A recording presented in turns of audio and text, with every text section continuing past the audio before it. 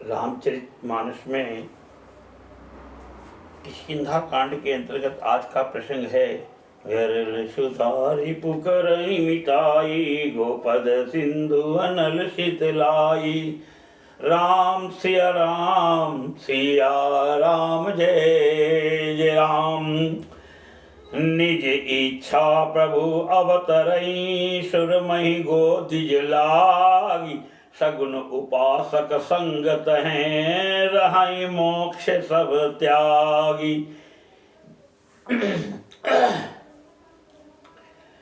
गरल सुधारि पुकरहि मिताई, गोपद सिंधु अनल शीतलाई। राम सिया राम, जय जय राम। देवता प्रति गौ और ब्राह्मणों के लिए प्रभु अपनी इच्छा से यानी किसी कर्म बंधन से नहीं अवतार लेते हैं। वहां सगुण उपासक यानी भक्तगण सालोक्य सामीप्य सारूप्य साष्टी और सायुज्य सब प्रकार के मोक्षों को त्याग कर उनकी सेवा में साथ रहते हैं। यही विधि कथा कहाई बहुभांति, गिरिकंदरा सुनी संपाति। ये वही संपाति है जो गिरिराज जटायु का भाई है। दोनों अतुलनीय बलवान के सीमा थे। एक बार दोनों में रेस हुई और कहा देखे कौन सबसे पहले सूर्य के पास पहुंचता है। जटायु और बाली में रेस हो गई। आगे लीला में सुनिए। यही विधि कथा कहाई बहुभांति, गिरिकंदरा सुनी संपाति। बाहिर होई देखी बहु कीसा, मोहि आहार दीन जगदीशा। इस प्रकार जामवान बहुत प्रकार से कथाएं कह रहे हैं। इनकी बातें पर्वत की कंदरा में संपाति ने सुनी। बाहर निकलकर उसने बहुत से वानर देखे। यानी तब वह बोला, जगदीश्वर ने मुझको घर बैठे बहुत सा आहार भेज दिया। आज सबहि कह भक्षण करहूं। भक्षण कहते हैं खाने को। दिन बहु चले आहार बिनु मरऊं, कबहु न मिली भरी उदर आहारा। आज दीन विधि एक ही बारा।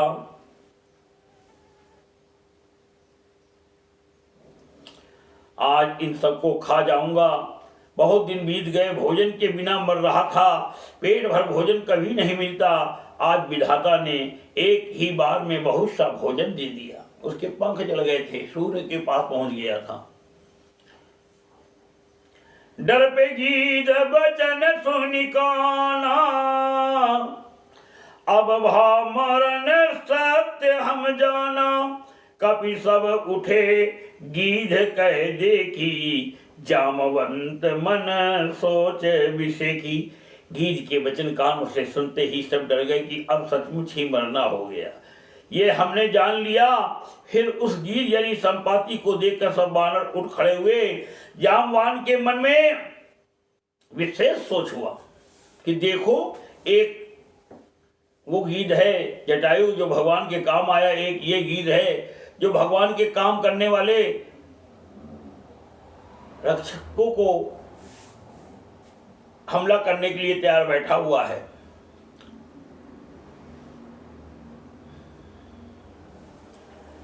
कह अंगद विचार मन माही, धन्य जटायु सम को नाही।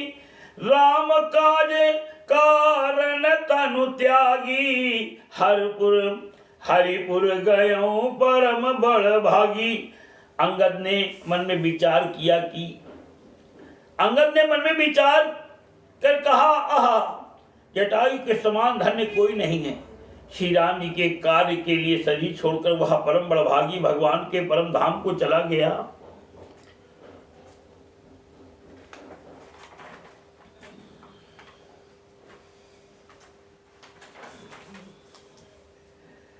सुनि खग हरस शोक जुत बानी आवा निकट कपिन भय मानी तिनहि अभय करी पूछे सी जाई। अभय मतलब बिना भय का करके कथा सकल तिन ताही सुनाई। हर्ष और शोक से युक्त वाणी यानी समाचार सुनकर वह पक्षी यानी संपाति वानरों के पास आया। वानर डर गए, उनको अभय करके यानी अभय वचन देकर उसने पास जाकर जटायु का वृत्तांत पूछा। तब उन्होंने सारी कथा उसे कह सुनाई।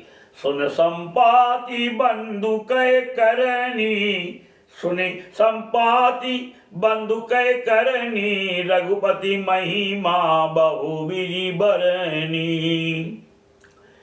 भाई जटायु की करनी सुनकर संपाति ने बहुत प्रकार से श्री रघुनाथ जी की महिमा की वर्णन की।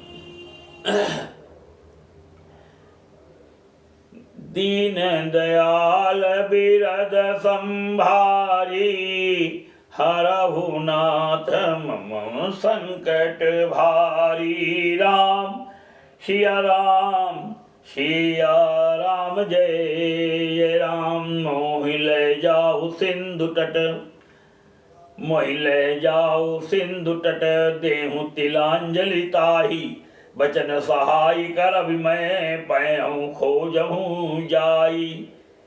विश्व भरण पोषण कर जोई, विश्व भरण पोषण कर जोई, ताकर नाम भरत यश होई। राम सिया राम जय जय राम। उसने कहा मुझे समुद्र के किनारे ले चलो, मैं जटायु को तिलांजलि दे दूं। इस सेवा के बदले मैं तुम्हारी वचन से सहायता करूंगा, अर्थात सीता जी कहाँ हैं सो बतला दूंगा।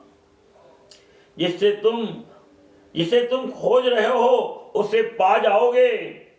अनुज क्रिया करी सागर तीरा, कही निज कथा सुनहु कपिवीरा।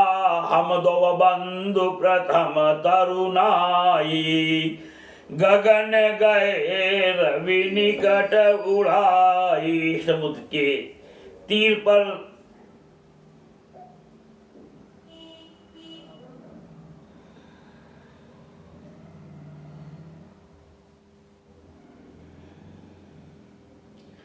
छोटे भाई जटायु की क्रिया यानी श्राद्ध आदि करके संपाति अपनी कथा कहने लगा। हे वीर वानरो सुनो, हम दोनों भाई उड़ती जवानी में एक बार आकाश में उड़कर सूर्य के निकट चले गए थे। तेज न सही सक सो फिर आवा, मैं अभिमानी रवि नियरावा। जरे पंख अति तेज अपारा, पर भूम करी घोर चिकारा। वह यानी जटायु तेज नहीं सह सका, इससे लौट आया, किंतु मैं अभिमानी था इसलिए सूर्य के पास चला गया। अत्यंत अपार तेज से मेरे पंख जल गए, मैं बड़े जोर से चीख मार कर जमीन पर गिर पड़ा। मुनि एक नाम चंद्रमा ओही, लागी दया देखी करी मोही। बहु प्रकार तेहि ज्ञान सुनावा, देह जनित अभिमान छड़ावा। वहां चंद्रमा नाम के एक मुनि थे, मुझे देखकर उन्हें बड़ी दया लगी। उन्होंने बहुत प्रकार से मुझे ज्ञान सुनाया और मेरे देह जनित देह संबंधी अभिमान को छुड़ा दिया। त्रेता ब्रह्म मनुज तनु धरहि, तासु नारी निशिचर पति हरहि। तासु खोज पटहि प्रभु दूता, तिनहि मिले तय होव पुनीता। उन्होंने कहा त्रेता युग में साक्षात पर ब्रह्म मनुष्य शरीर धारण करेंगे, उनकी स्त्री को राक्षसों का राजा हर ले जाएगा, उसकी खोज में प्रभु दूत भेजेंगे, उनसे मिलने पर तू पवित्र हो जाएगा। जम यहीं पंक कर जन चिंता, तिनहि दिखाई दह सुत सीता। मुनि कहे गिरा सत्य भई आजू, सुनि मम बचन करहूँ प्रभु काजू। और तेरे पंख उगाएंगे, चिंता ना कर, उन्हें तू सीता जी को दिखा देना। मुनि की वह वाणी आज सत्य हुई। अब मेरे वचन सुनकर तुम प्रभु का कार्य करो। गृतिकूट ऊपर बस लंका, तह रह रावण सहज असंका। तह